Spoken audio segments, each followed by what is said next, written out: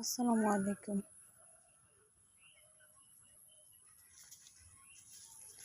আপনারা যে দেখতে পাচ্ছেন এগুলো সব বন্যার পানি। দেখেন গ্রামের মানুষ, নিচের অঞ্চলের মানুষ কীভাবে বসবাস করবে। এসব পানি যদি এরকমভাবে বাড়তেই থাকে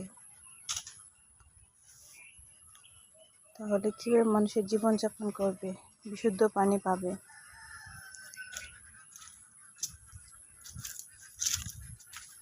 কত মানুষ অনাহারে ঘরবাড়ি ধ্বংসগ্রস্ত, সব নষ্ট হচ্ছে। আমাদের গ্রামের সাইডে পানি উঠে এখন অনেকটাই স্বস্তি বোধ করা যাচ্ছে। অনেকদিন পর আজ একটু রোদ উঠেছে, অনেকটাই স্বস্তি লাগছে। আশা করি সবাই দোয়া করবেন যাতে আল্লাহ সবাইকে সুস্থ সবল রাখে। অনেকের পানিবাহিত রোগ দেখা দিচ্ছে, বিশুদ্ধ পানির কারণে অনেকে অসুস্থ হচ্ছে।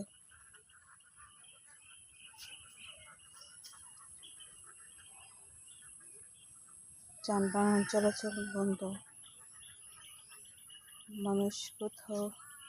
মানুষের জীবনযাপনের ঝুঁকি নিয়ে এখন মানুষ ব্যস্ত।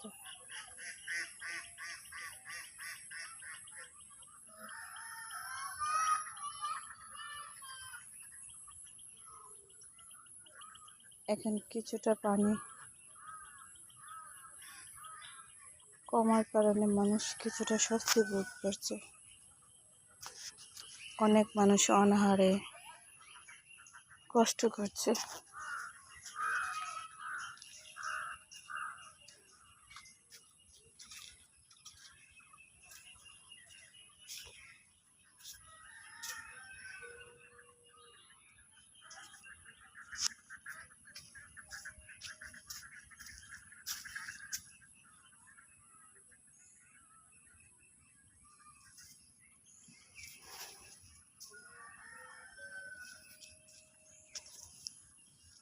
আপনারা যারা যারা এই ভিডিওটা দেখছেন সবাই আশা করি আমাদের জন্য দোয়া করবেন।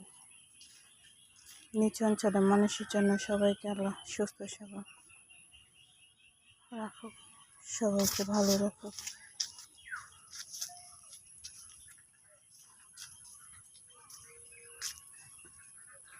অনেকে বন্যায় কবলিত হয়ে অনেক কিছু হারিয়েছে, কারো প্রাণ হারিয়েছে।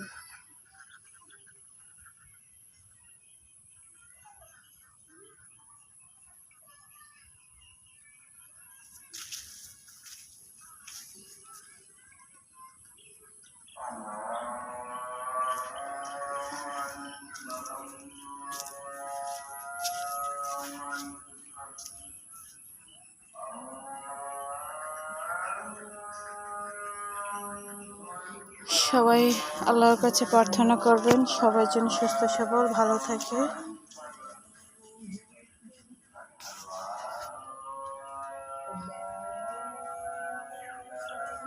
ওকে, ভালো থাকেন আমার প্রিয় ভাই বোনেরা। সবার কাছে দোয়া রইল, সবাই আমাদের জন্য দোয়া করবেন।